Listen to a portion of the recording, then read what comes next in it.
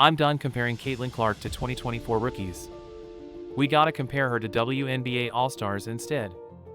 I'm working on an analysis to see where Caitlin Clark would stand in the WNBA first team versus second team selection. First, we're going to look at assists. This is Caitlin's bread and butter.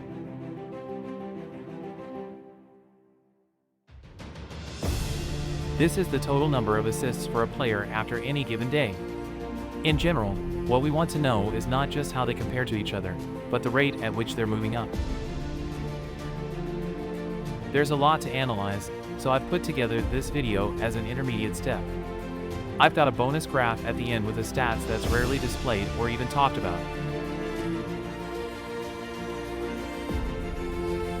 From the beginning, Caitlin Clark has performed well on assists. I feel like she focused on assists on purpose as a way to help her teammates and win games.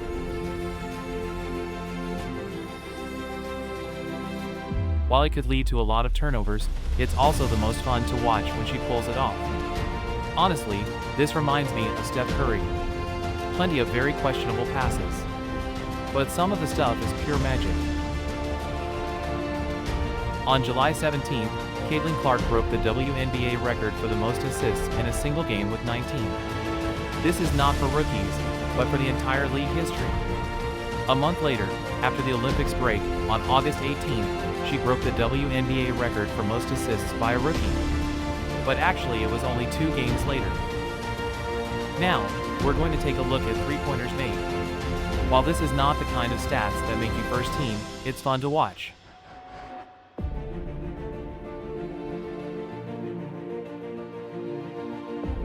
I heard recent stats that says how Caitlin Clark averaged three-pointers distance is farther than Steph Curry.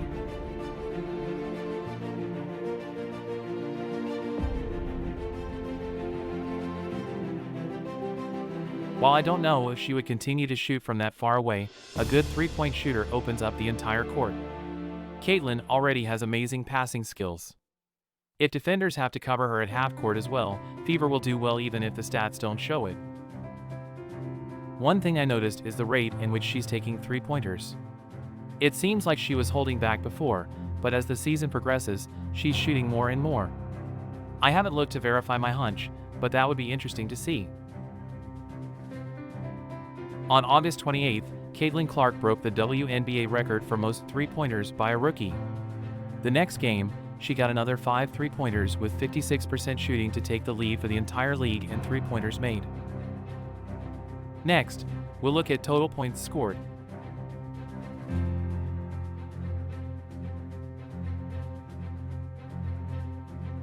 When it comes to points scored, I want you to keep an eye out on Caitlin and how she starts to move up the ranks.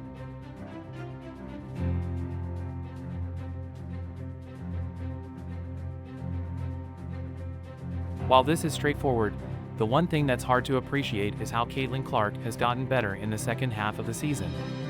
If the season only counted since the second half, she'd in serious contention for MVP. If the season only counted after the Olympics break, I'd consider her the MVP favorite.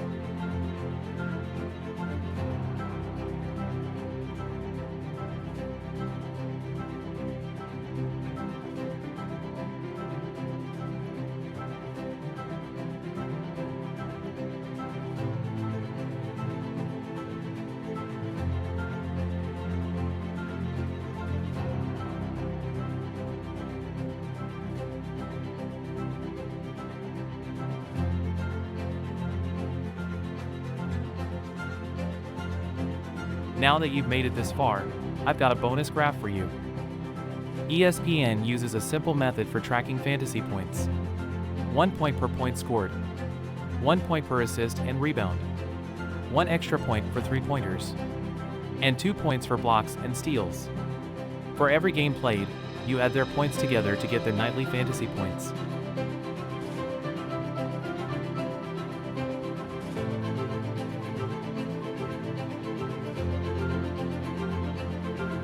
I've compared Caitlin Clark's fantasy points to other rookies previously, but this is a comparison with the best of the best.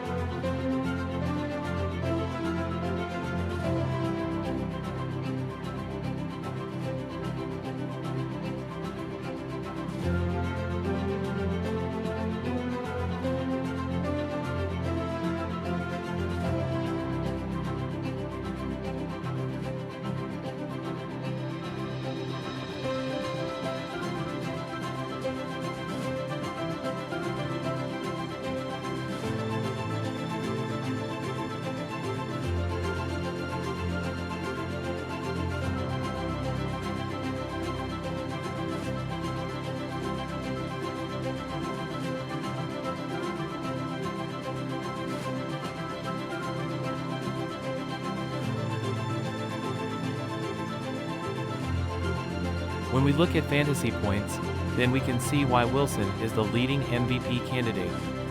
However, Clark is not far behind. Not only that, the rate at which she's moving up is staggering. When I look at fantasy points, I see Caitlin Clark as a good candidate for first-team selection. If you combine that with what I'm about to show you, it should be a slam dunk.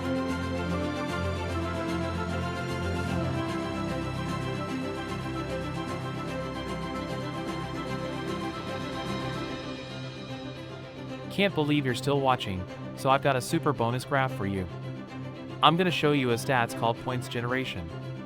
Points generation is the number of points made plus the number of assists. It's a tremendously impactful metric when it comes to wins versus losses.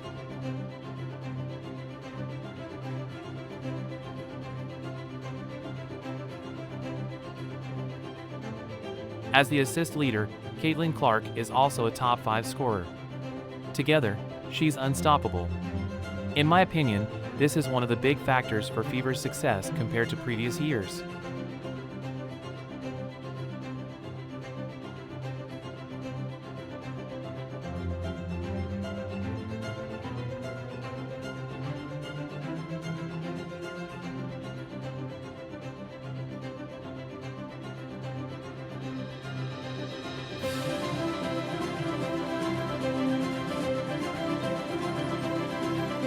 Honestly, if you're not impressed yet, I don't think I can convince you.